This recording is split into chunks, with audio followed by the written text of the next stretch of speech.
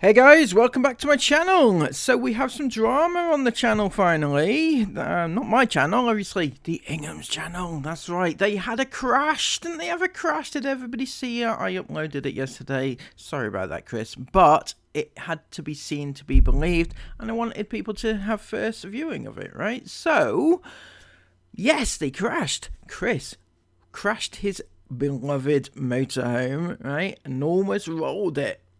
Such a drama, isn't he? Drama merchant, this is Chris. I wonder if it's true. So let's have a look, shall we? See if it's entirely true or not. Because it sounds quite dramatic. Almost as if you're trying to get your views up or something like that. You know, after the recent crash of the channel. So let's have a look at this now.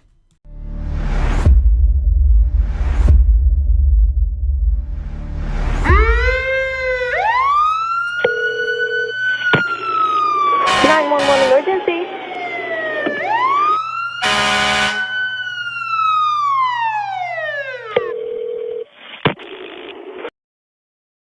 Oh, it's dramatic, isn't it? Isn't it dramatic? It's like a cinematic event here, right? You have the opening sequence where you see what's happened in the future, and then they're going to take us back to the past to see how things unfolded to get to that point. You gotta stay tuned, guys. Gotta stay tuned, otherwise you might miss the drama.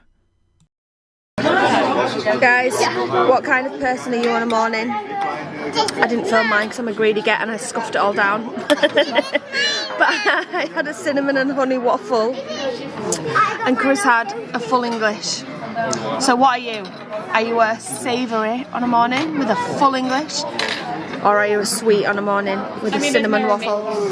So I'm just going to put this out there. I think I might offend one or two people when I say this, but there's no such thing as a sweet person first thing in the morning for breakfast, right? Breakfast, particularly for children, should be very much your healthy, get ready, start for the day sort of thing, right? It shouldn't be, oh, you know, let's put as much sugar into our bodies as possible, that sort of thing. So no, you should be feeding your kids a level of healthiness, right?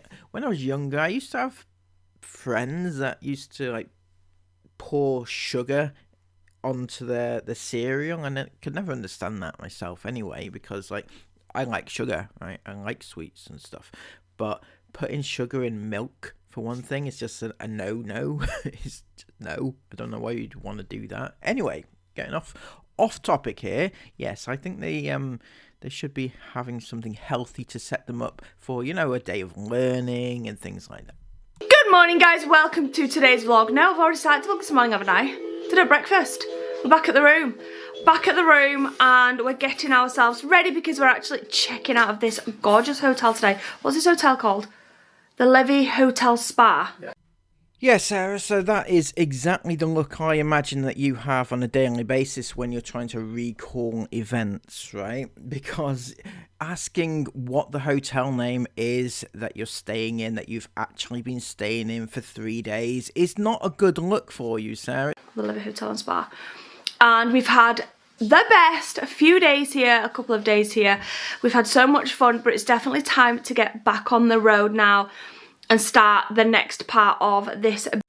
Am I seeing the start of a little big Frankie boy returning? Is that a cold sore there, Sarah, that's appearing?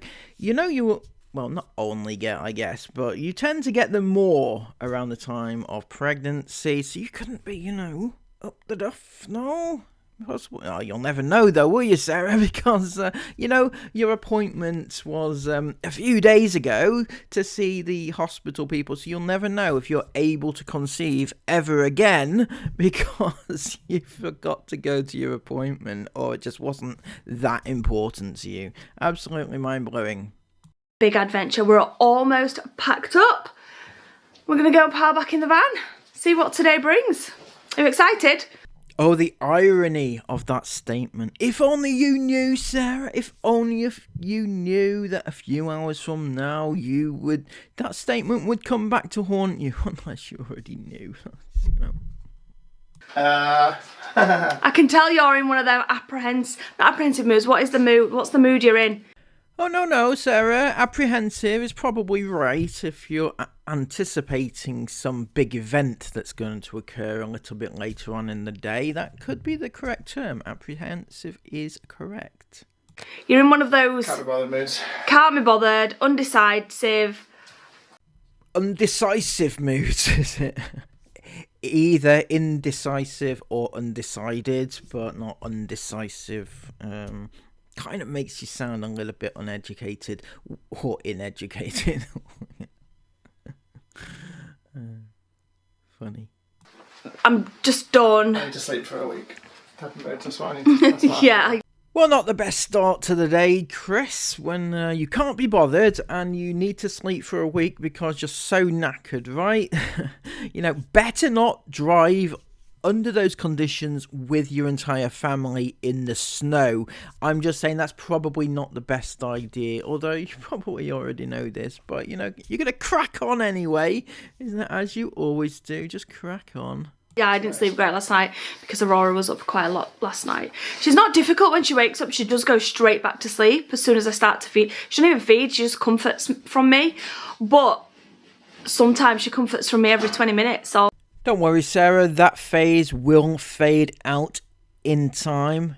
Soon enough, that child will not want any form of comfort from you, Sarah, because, you are you, and why would she in the long run? All night long, and that means that I don't get any sleep at all. Obviously, it wasn't every 20 minutes last night, but it was like every hour last night. I probably fed her like 10 times. I've comforted her like 10 times. So that was a lot. But we're not complaining. We're up, we're ready, we're happy, we're smiling, we're healthy. We've got a grin on our face and we're about to go and get back in the van and see where the day takes us. That face, Sarah, that's going to come back to haunt you as well, isn't it? Because, let's go and see where the day takes us. It's not something that you usually say on a day-to-day basis, and you're happy, you're healthy, and you've got smiles on your faces, right, Sarah? So I'm not saying that there's some form of big conspiracy going on, right? But it just seems a little bit of an odd little speech that's going on right now. Just odd, that's all I think. I think we're going to have to revoke her name back. I think it's going to have to be Aurabella, because we named her Aurora after the northern lights we saw when we found out I was pregnant, and the Aurora lights of night decided not to show this trip. So have you honestly gone all the way there to see the northern lights? Not caught a glimpse of them, and yet many people in the UK right now are looking at the northern lights. Fucking stupid, aren't they? Anyway, yeah, revoke your baby's name. Go for it. Well, we've still got time. I revoke Hopefully the right weather bit. no, Maybe. no, it's Aurabella from now on. Aurabella, what do you think? Please don't call her Aurabella. All I can hear in my head is rubella. I'm sorry, but I can't. Yeah, don't call her Aurabella, please. I mean, come on. It was stupid anyway. Aurabella, not Rubella. Aurora, Bella. Yeah, I can imagine why you might want to revoke it. I mean, especially your husband calling your baby after one of his one of his people that he tried to bed. I just can't. We say Aurora or Aurabella, which do we like best? Oh, you little. Well, we're tripping because it's kind of a name anyway. Her name is Aurora Bell. Yeah. Is it Bella or Bell? I can't remember. I can't remember her name. It's Aurora Bella. It's Aurora Bella. But we always call it Aura anyway. So. We always call it Aura. See, now I just can't, Sarah. I can't, because it's always been too complicated for me, right? When the first time you mentioned what her name was going to be, you said, well, she's going to have two names, right? She's going to be called Aurora. She's also going to be called Aura. We're going to call her Aurora and occasionally Aura. But she's also going to have a second name, which is actually her third name. I don't know, right?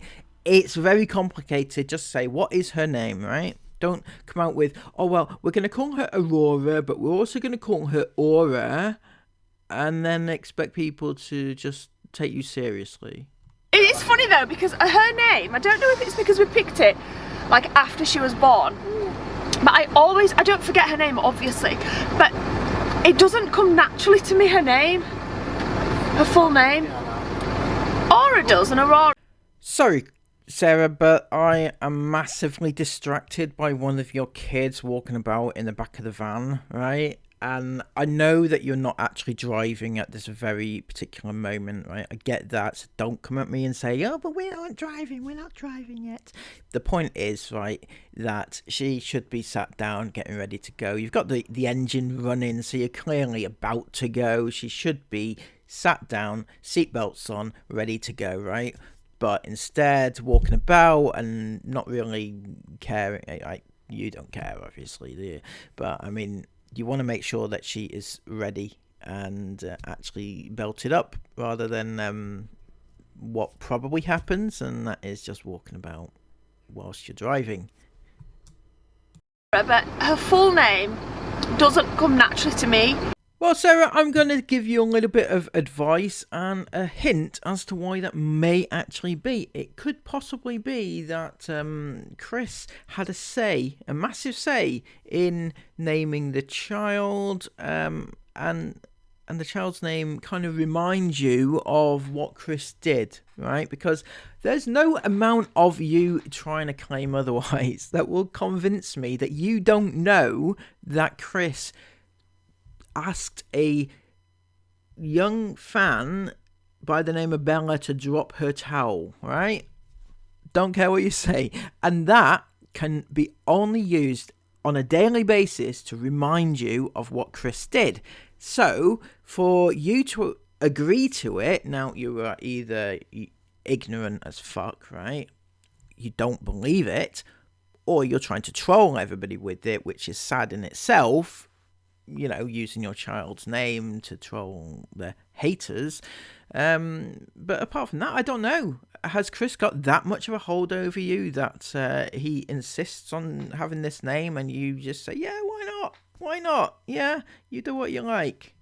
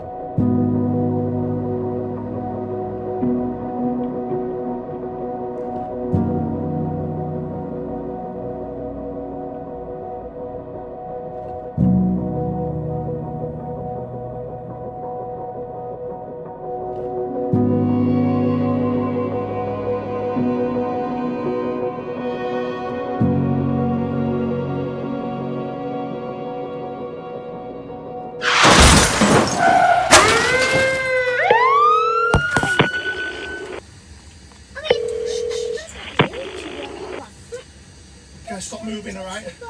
The van will roll. Guys, listen though. You must sit still. Okay then, so this is the situation, guys. This is not me holding the camera at a funny angle. This is us stuck in a snowbank. Oh dear God. Right, so what to say about that situation? Right, first up, the elephant in the room is why were the Finland emergency services saying 911? What's your emergency? Like, why? Right? For starters, 911 isn't their emergency number. Okay, you watch way too much American TV for that. As you can see, the emergency number here is 112 in Finland. And secondly, why would it be in English? Unless it's all honestly, I've never phoned it, so maybe it is. I don't know. but yeah, it's just one of those things that kind of grabs your attention. Now, if we watch this again.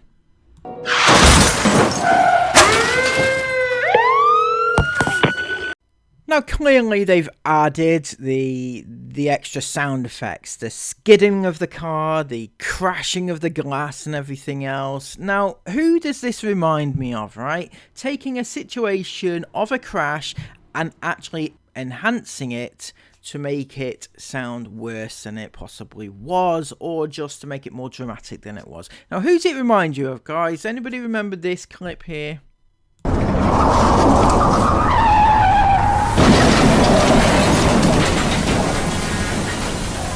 Is everyone okay? Oh my gosh, are we hit? Are we hit? Are they okay? Are they okay?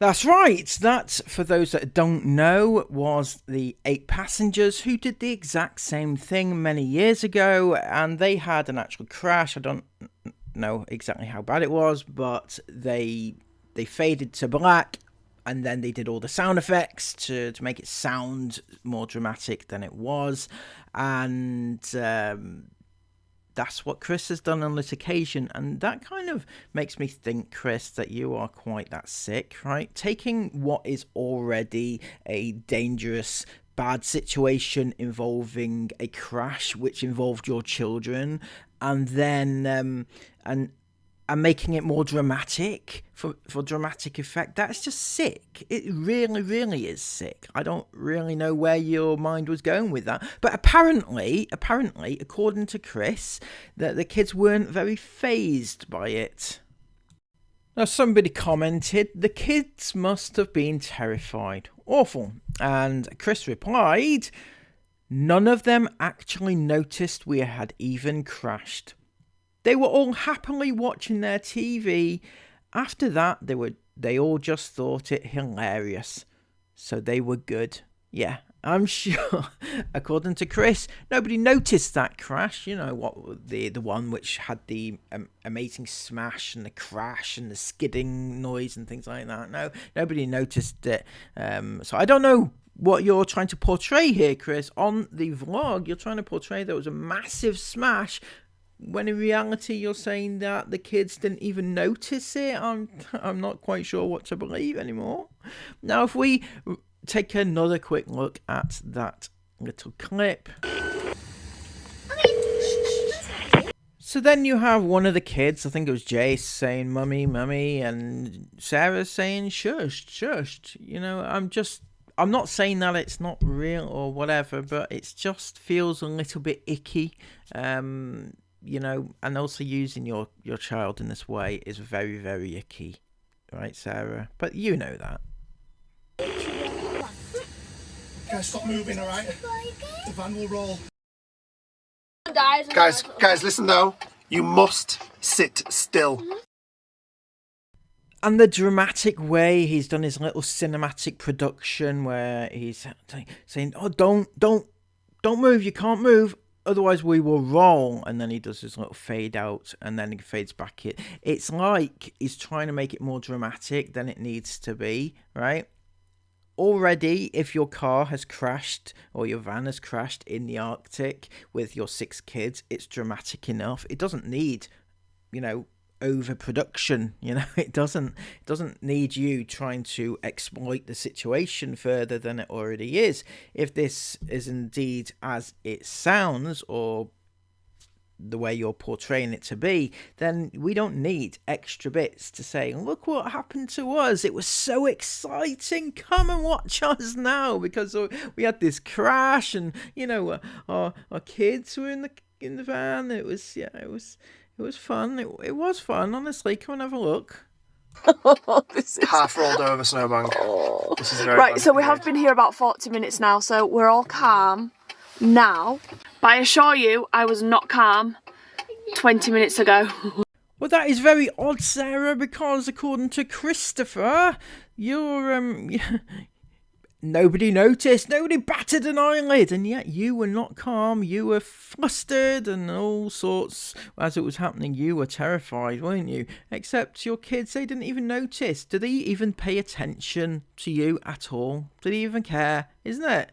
Were they self-involved, those kids? The lighting keeps changing. Oh, so we're on the most derelict road you could possibly have imagined. Is it the most derelict road that you could ever have imagined? Really, I can't imagine a derelict road. Honestly, I'm just putting it out there. So if it's derelict, you probably shouldn't be driving on it. Period. Right? Derelict basically means it's destroyed. It's not roadworthy. It's just probably being built, right, or something like that. So derelict is not a good thing to be sat on a road like that. No. I think you did a time lapse of it. So I have seen it said that they've, as soon as this crash happened, they got the camera out and they started filming. So I just wanted to address that. She's saying that he was doing a time lapse, which obviously prior to the crash we did actually see. So I'm assuming that they were doing a time lapse, so the camera was on at the time of the crash, right? So that means they did capture any sound, any voices that we would have heard. It's not that they quickly whipped out the camera and started recording. Now, why they didn't show the actual crash as it happened is anybody's guess, because see, if that was me, well, I don't know if I would, but you would think, now, if he actually caught the crash on camera, right, he would show it. He would show it, because that is more dramatic than bloody adding the sound effects, right? So I'm thinking that the reason he didn't show it is because it either wasn't as dramatic as he's making out, or there's some issue there that he doesn't want us to see. Timeless of most of the road. How long's this road? It's another 50 kilometres. No, how long in total? Oh, 150 kilometres. This road is 150 kilometres of just straight road. So no turn-offs, no exits, no roundabouts, just straight road. 150 kilometres. And we're about 60 kilometres from the end of it. I don't dare move. I don't. Every time you move your arm, it's making me panic. Like, I feel like, and it might be just me being stupid, but it feels like it's moving. So the situation is this, right? They've been sat there for 40 minutes. Chris doesn't want you to move because every time you move, it kind of makes him feel like the van is going to roll over. Sarah is insisting on talking to the camera about how she is so scared and how Chris is scared and everything is very scary. And in the back of the van, you've got some very young children taking all this in. They're supposed to be being kept calm because you've had this big crash, and they are not supposed to be moving, don't forget, right? So it feels like you're trying to, again, make it so that your kids are more scared, right? We've had this conversation before, Sarah. You know, last year when you went to the Arctic, yeah, that's right. When Chris had that panic attack, remember? And you were all like, "Oh my God, it's so scary." Yeah, I told you then to stop doing that, and I'm telling you again to stop doing it now, because your kids, they will be listening. Even the younger ones, they listen to everything, you know. We're on this road, we're driving. There's huge sandbanks, and Chris has made a comment multiple times on this trip that the snowbanks, keep saying sandbanks, you guys know what I mean, snowbanks. As soon as your tyre touches or even enters slightly the snowbank, they drag you in. Okay, so we need to have a serious conversation, Sarah. You're saying that the snowbanks drag you in, right? Now, you're driving on the right-hand side of the road. As you can see here, drive on the right-hand side of the road in Finland, right? However, your van has ended up on the bank on the left-hand side. So I'm pretty confused as to how this could actually happen, because if you're saying that you are on the right-hand side and the bank has dragged you in, you'd be dragged in to the right-hand side. It wouldn't push you to the left, right? So I'm not quite sure how you managed to get onto the left-hand side if what you're saying is indeed true. If anyone's driven on roads like this before, you'll know exactly what I mean, but they kind of drag you in. Don't move, stop moving. I'm not moving. You are. So And basically the road got really narrow and the tyre got pulled into a snowbank and it's dragged us off the road. So now we're stuck. Now the police have been called. RAC, we do have cover, thank goodness. Oh, thank goodness for the RAC cover, eh? You know, something that would not have covered you just a couple of weeks back. Right, Sarah? Had Chris not gone back for his MOT, then you wouldn't have been covered with, you know, any of this goings on. What would you have done then, eh? You know, it's almost as if it was planned. With the RAC international cover, so they've been called as well, and someone's on their way, but because of how derelict this place is, the closest emergency services police station is over an hour away. You know, when you say derelict, this place is derelict, it conjures up images of, I don't know, don't come at me, right, but conjures up images of, like, Eastern war-torn Europe, that sort of thing. That's just the image that I have in my head, but it's Sarah, she's saying that it's derelict. It's not derelict. I don't think it's derelict anyway. She means deserted, right? It's not a difficult word. It really isn't. So we sit and wait. We can't get out for a couple of reasons. Number one, the van isn't stable. We're like, I don't move. We're rolling. And number two, we can't get coats. It's like -5 outside and we can't get coats because they're in the van and the door's submerged in snow. So he's put this note: snow outside Sarah's door, which is also the side with the rear cabin exit, has snow above the door level, so no escape other than through the front drive door, above head height if you are standing in it. So they can only get out of Chris's driver's exit, I guess. The snow's almost up to my window, you know. It's so deep. That's another reason why you can't get out that side, even if you were to go And out. I can't get out this side, and the girls can't get out the door that's that side as well, and Jace, because I can't open my door. It's full in snow. And not only that, but if I push that snow away, You never know. if I push all that snow away, I don't know what's under us. I don't know if we're on the ground here or if we're just in like compacted snow. But if we're in compacted snow, What if we move? that's not good. Yeah? What if we open the door? And because we're all moving to like get out, then what if the van tips over? Well, we're not moving, Isabel. That's why we're staying. We've been advised to stay. I think it'd be more dangerous to get out of the... Stop moving. Stop. I'm putting weight more on this side. It's cool. I'm not. Yeah, I don't want to open our doors. We'd all have to climb over and start climbing out of Chris's door, which is just not... No. So... yeah, now we have to sit and wait. Nobody's called. Obviously, we've still got heating in the van, the diesel heater, everything still works. We just can't get coats, and it's just not safe to get outside, so we've got to sit here and wait. I feel sick when I look out my window. Like, I feel like we're moving. I'm trying to, like, mark where the snow is. Please don't cry, Aurora, because I'm not getting you out your car seat, girl. No. Good kid, Ellie. Oh, my God. How has this happened? Well, don't you sound jolly, Sarah? I mean, most people wouldn't be like quite as giddy as you are, given that, you know, you have six kids in the car, in the van, right? You've got your 6 kids in the van. You've got your baby right there, who you are telling not to cry because you don't want her. You don't want to get her out of the car seat because it might kill you all. Anyway, yeah, but you do sound very giddy about the situation.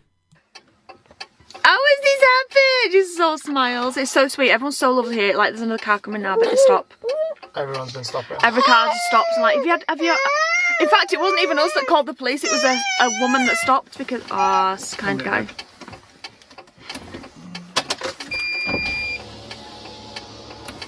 We're all good, mate. Hello.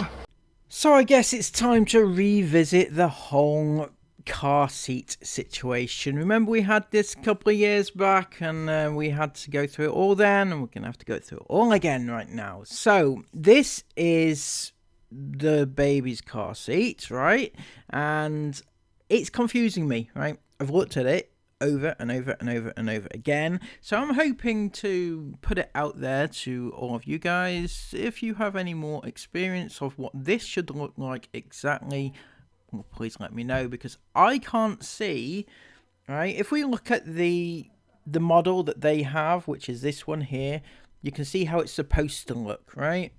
It doesn't look like that on theirs, so I'm a bit lost how this is actually fixed onto the seat, or if it's fixed onto the seat at all. So yeah, it just doesn't look right. It feels like actually it's just plunked on the seat. The other thing is that whilst yes, you can have your baby child car seat in the front, it's not recommended, and I'm sure they know, they probably do, otherwise we would have seen the airbags, right? But you know, for this situation actually it's quite a good lesson, because if you have a crash, right, hopefully the airbags will save you, but in this situation you have to turn the airbags off, because it's illegal and highly dangerous to have airbags activated whilst you have a baby in the front seat, right? So I'm assuming that their airbags have been switched off. Now that leaves a bit of a problem, because if they crash and they need the airbags, then what do you do? But that's another conversation. Now, it's not recommended though in general to have your baby in the front seat. It's usually recommended to put them in the rear of the van or the car, right, for safety reasons. But you know, we know they don't really care too much about safety reasons, do they? We're all good. We've got the police and the fire coming. They're coming, yeah. So, but I appreciate you stopping them, and thank you. So they are super lovely here. They always stop and have checked everybody that's gone past us. Yeah. The first lady that stopped actually called the police for us, because she had like an exact location pin on her phone or something that she said the police here understand. I don't know. She said something that it'd be best for her to call. So that's why she called. Oh, your telly turned off. I'm so sorry, Daddy. And obviously she spoke Finnish, so they were lovely. Even though we did call back when she left, didn't we? We called the police again, just to double check everything. And obviously you want, when you've got kids with you and stuff, you want to be sure. Oh yeah, of course you want to be sure, Sarah. You are just the lovely Mother Teresa that you are, you know. I mean, most of us wouldn't film our kids in distress, in a crash situation, but, you know, you do what's best for your kids, right? What's going on? So Chris just called back and they said that they sent the fire brigade and the police to stabilise the van so that we can get out, and they'll be about, not long, hopefully. Well, kind of long, but kind of not long, as in if you were in the UK you'd probably be waiting about 6 hours. Oh, don't. It doesn't take you much, does it, Sarah, to have a little sly dig at the UK. Every single time they go away, in fact, they always have an encounter of some description which just provokes them to say, yeah, if we were in the UK, it wouldn't be quite this good, right? Put the phone out so I can see.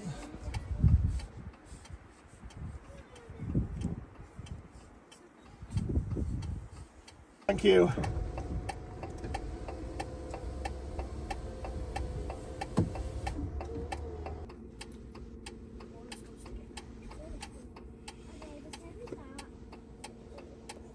Probably discussing what they need to do. Okay, the fire brigade just arrived. They've advised us to stay in the van. They're just... You're not going to be able to see. No, might be able to see in the mirror. They're just behind us. No. Well, it's an interesting picture that you paint of the overall scenery, because you kind of suggested earlier that you couldn't like stand out there because, what was it, too high? It was up to the door height, and if you got out it would be up to your head height. Am I right? Or something like that. It seems like it's not too much higher up than your wheels. Am I getting that wrong, or were you lying? Yeah, you can see them just there behind us. Probably keeping check on traffic and things. Oh, it's just here actually. But they've advised us to stay in the van, so that's what we're doing. Because of the stabilisation of the van, and also to keep warm. So we're going to stay here. What did he say? Who's coming? The police and the truck? No, the big fire tow truck thing is coming. Okay. So we're just waiting for them to arrive. But there's suddenly a lot of traffic on this road. We haven't seen anybody for ages. There's like 3 cars here now. Yeah. Not seen anyone for ages. But Oh no, it's broken in his now. Still don't move. No, don't try and reach the floor, babe. Don't. This is so scary. Don't. The fire brigade just arrived, so I'm not sure exactly what the situation is or what they're going to do. But the fire brigade are here now with us. At the minute we're on our way to the town of Inari. They're at either end of the road. They're kind of making a roadblock at the minute.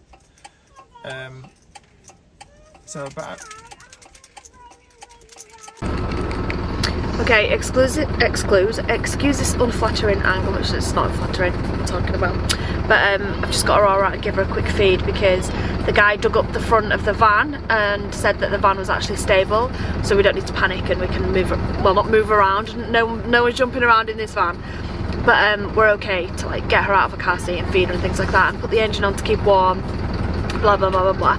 So they weren't sure if they'd be able to tow us out, but I think who have you just spoke to? The fire chief just spoke to the Finnish the Finnish tow truck coordinator basically and said that it's not needed because they're going to get us out. Because they think they'll be able to get us out, although it is literally waist deep. And they... Again, Sarah, you're saying it's waist deep, literally waist deep. But when you showed the picture of the outside, it didn't look quite as deep as waist deep, you know? It just felt like it was a little bit of snow. I'm not saying that you should get out or anything. I'm just pulling you up on one or two inconsistencies in your story. Chris just got out the van as well when he said it was stable, and they were saying that that they do this multiple times a day. Because Chris was like, I'm so sorry like to trouble you, and they're like, no, this happens multiple times a day. Oh, that must comfort you a little bit, Sarah, that in the knowledge that they deal with multiple morons multiple times a day. Especially in weather one second. Do you have a chain? Because right home our car. Okay. We tried. I've never used them yet, so... Yeah, okay. First time. Yeah. They're just asking to use our equipment. They're asking if we've got chains and things, which good job you got that. Yeah. Thankfully we were prepared. Everything they've asked, have we got this? We're like, yep, we've got that. Anyway, so what have you just given them? So chains. I think we're using them on their account now. Are they? I don't know. So basically, what were we saying then? Oh yeah, they were saying it happens multiple times a day and not to worry, especially in weather conditions like we've got at the minute, where it's slightly warmed up a little bit. So some of the snow starts to melt and then it's like -10 again and then it freezes. Yeah. And so then it's not snow that you're driving on, it's creating ice, but then snow lays above the ice and it makes for really dangerous conditions. I'll film the road. There you go, guys. That is Science with Sarah. On how snow melts into ice and then it's no longer ice and it's snow again and it melts and it snows and everything else that she just... So yeah, that kind of clarifies that, and that will be one for the kids to tick off their little notebooks, won't it? Science done for the year. Because the road is the road that we can see. I know. Basically, the wind has whipped a huge pile of snow onto the main road, which has narrowed it to one lane, which is what we turned into. Yeah. But it came out of nowhere. Yeah. So the second part, we hit the snow in my lane, which sent the back end out, which sent us into the other side of the road, which sent us into this. Basically. Because Chris went, how did that happen? I've got no idea what just happened. What's just happened? So I said. So I'm gonna say that was kind of a little bit worrying. If Chris is sat there saying to Sarah, who's not driving, what the hell just happened then? I have a theory, right? I have a few theories. I don't know which one is right, but one of them is possibly that Chris, the overworked and yet underslept driver of the 6 kids in your van, possibly had a little nap, fell asleep, nodded off, something like that. Possibly, right? Possibly. I'm not saying it happened, because I know Chris, he's a very responsible driver and he would never intentionally put his kids at risk ever, right? I know him. The road suddenly narrowed, because I didn't know if that was like, it's just suddenly went into one lane, and I was about to say to Chris, well, we just moved into one lane, and then but before I could get my words out, Chris was like, oh, we're in the snowbank, we're in the bank, it's got us, and then we stopped and, you know, leant to the side. But obviously we've been stuck in the van, so we've not been able to look at the road and find out what happened. But is it like that? It's really bad. You can see how bad it is here when we get out. So it just narrowed something to one lane because of the snowbank, basically. But yeah, he was saying that the weather conditions today are really dreadful. Not necessarily because you can't see and it's snowstorms or anything like that, but just because of the weather we've had over the last few days, where it's warmed up a little bit. It's made some of the ice, some of the snow melt and turn to ice, and then it's like -7 again. So it's like obviously dangerous conditions. Right, Sarah, we need to have a chat, right? Yeah, we do need to have a chat, because what you're saying here is quite worrying. You're saying that the authorities there are saying how dangerous it is because of the weather we're having recently. You know, it's been bad weather, then it's got sunny, then it's melted, then it's turned to ice and things like that, right? And in your words, it is dangerous, right? So wouldn't Chris Ingham, the master of all of everything, know that information before you set off? Didn't you know? Didn't you know, honestly? Seriously, didn't you know that was a thing before you set off on the road? If you knew that the driving conditions were dangerous, you wouldn't go, right? Nobody would go. If the driving conditions in this country were bad, quite often they have like a warning. It comes out and they say, please only leave your house in essential situations, right? And there's you just traveling around. I know what people are saying, some of the IFAM saying, oh, people drive in those conditions all the time, what are you worried about? No, Sarah there is just saying that this is unusual for that area, right? She is saying that it's actually more dangerous than usual. So you wouldn't drive. You don't see other people driving around because it's dangerous, right? Same as in this country, if it's dangerous weather conditions and we're not supposed to drive, we don't drive, right? It's all very well saying, well, people usually drive in this country, but if it's bad conditions, they don't. Same as in that country, that's exactly the same thing. So all you moronic IFAM, please think about what you're saying before you say it, because it makes you sound as stupid as Chris and Sarah. Please, it breaks my brain trying to read all your crap on a daily basis, honestly. Hopefully we'll be able to get us out. I was just embarrassed. I was like, dude, I'm not inexperienced. Chris I'm is not like, inexperienced fool from the UK. Like, which is what we look like. I'm sorry, what? You're not inexperienced fools from the UK? Yes, Chris, yes you are. You've driven in snow once. One time! A year ago, in fact, right? That's the only time. Well, I guess you've been to Switzerland. But, you know, it's not... You don't drive in that sort of weather on a daily basis, do you? Day after day after day, right? If you lived there, yeah, you can pass it off as, yeah, I'm experienced, I've been doing this a lot, this was a one-time thing, it's, you know, blah blah. But for you, it's like, I was here last year, so I've driven these roads many a year, you know? No, Chris. He's like, no, don't worry, these things happen. But Chris is literally on the phone 24/7. That's my phone. Hello, speaking. Crazy times. I guess the one thing to say, guys, when you come to the Arctic, is just make sure you're prepared. Make sure you're prepared and you've got everything you need. Yeah, and we were. We so were. We'll push. Even with your emergency numbers. Need a bit of help. Yeah, get them emergency numbers stored. Get those emergency numbers stored, Chris, that's right. You know, don't be calling 911, as apparently you did at the beginning of this video. That's what you claim you did anyway. Make sure you've got breakdown cover. I can't tell if she's been serious or not. She knows that Chris had to drive all that way home from Sweden to get his MOT done. Otherwise, none of this would have been legal. They would have been in so much trouble had this all, you know, played out the way that Chris had originally planned it to. But, you know, it's okay now because they got their breakdown cover. Alright, so the fire brigade have just put us into their car. we're just all getting out now through the front, and then they're going to try and pull the van out of the snow and drive it themselves. They've put our snow chains on and stuff like that, so that they're going to physically try and drive it out themselves whilst we wait in the warmth. Basically is what they're doing right now. Whilst you wait in the warmth, you, Chris, you, not your family, whilst you wait in the warmth, watching the firemen help your family to safety, what are you doing, Chris? Just sat there filming them whilst your kids are in need of their dad, but no, he's just there, sat there. Can't believe how bad this looks. You all good, guys? Jump in and get warm. You all good? Jump in and get warm. Are you actually out of your godforsaken mind? Why the hell is your 2-year-old not got any shoes or socks on?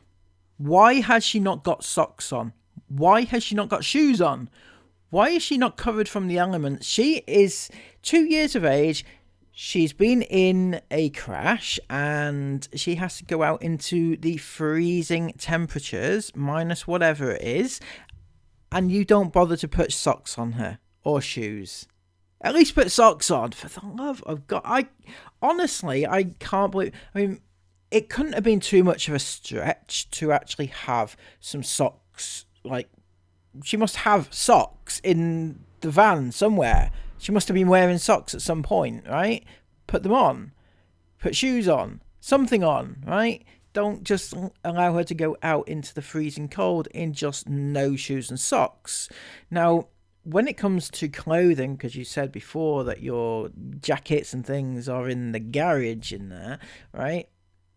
Don't you have some sort of emergency supplies, some emergency provisions for situations such as this? You know, because being prepared, like you claim you were, it seems very much like you are very underprepared, you know? This situation is ridiculous in the extreme. You okay, Mimi? Good girl. I would fall into girls, it wouldn't have been like, someone goes, babe! They're all like, Wheeler and Jace. Jace goes, ah! Wheeler and Jace are like leaning inside him because they were. I bought all this food today so I could fix you a big water-dried dinner. I can't get all the ingredients I need here, but ocean cold. Alright, so this night is just getting worse and worse and worse. So the guys here, they're absolutely lovely. They tried to pull the van out using a winch, a 7.5 ton van, using a winch, pulling it sideways on one of the rear wheels, which didn't work, obviously. With the handbrake on. With the handbrake on, which wasn't good. So that failed. So at that point they said to us, okay, there's nothing we can do. We're leaving you in the middle of nowhere, basically. So I'm like, what are you talking about, leaving us in the middle of nowhere? They gave us a number though. They gave us a number to call a tow truck, who basically is like a heavy duty tow truck, who'll be able to sort it out. So I was like, well, you can't leave us here with all the kids and a baby in the middle of nowhere, like it's -10 right now. And I'm sorry, what? You're saying to them that they can't leave you in the middle of nowhere in these temperatures? But Chris, isn't that exactly what you've been doing every single day whilst you're being out there? You've been stranding yourself in the middle of nowhere in negative temperatures, right? I thought your van was supposed to be this really high-tech, like non-freezing van. You know, you'll be fine. You've got all the supplies in there. Don't worry about it, Chris. Don't you worry. the van, although the engine's running, etc., and it's warmish, it's, you know, it's dangerous as hell. We're on the side of a road. It's you know. Alright, so it's the most stressful day of my whole literally life. This is just not good. So basically they're trying one more manoeuvre to try and pull it out from the front. They tried to pull it out from the back, it didn't work. They've managed to get a tow hook on the front, so they're trying with a winch now to pull it out from the front. It has just moved, so they're repositioning, they're just doing it little bit by little bit.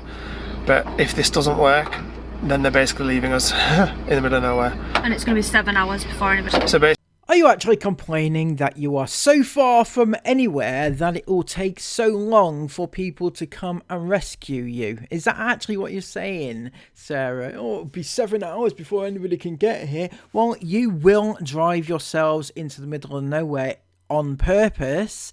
It will also take people a long time to get to you. Do you see what I'm saying? No? Do you think that might be a thing? Or should everybody just bow down to the whims of the Inghams because they are the famous, right? Basically, Sarah and these guys are going to go with the fire guys if this doesn't work to the city that's near. It's not near, it's 50 kilometres away. And they'll check into a hotel, and I'll be staying here with the van. So after you got done with complaining about them wanting to leave you there and everything else, they're actually being very nice if they're going to drop you off 50 kilometres away, right? To take Sarah and your brood with them to a hotel. They're not like, I don't know, they like chauffeur, no, VIP treatment. I guess for the Inghams, you know, VIP treatment, you know, I don't know. I think that probably suits them. Well, Sarah thinks she's a princess anyway. Until until a big tow truck thing can come. So he's put it's a 7-hour wait due to it being 326 kilometres away. Now this, I want to say once again, is one of the reasons why it's such a difficult, dangerous situation when you drive yourself into these situations, Chris. Because not only are you going to these situations and trying to chasing the cold and chasing the dangerous situations, but you also, you know, it means that you are further away from help should you need it. Also, I will have to say, I know it's these people's jobs, but you are unnecessarily, in my opinion, putting these people at greater risk because you are being stupid, right? However accurate that is, I don't know. He's stopped responding to me as well, so God knows what that's about. So the tow truck company on WhatsApp, the RAC was liaising with the fire chief that was on the scene with us. The RAC recommended a tow company that could help to the fire chief, who then relayed that to ourselves. Although that would be a long time due to being based in Rovaniemi, over 326 kilometers away. So that is the situation as we have it. So I'm just really hoping that this works now. Really, really hoping that this works. Really hoping this works.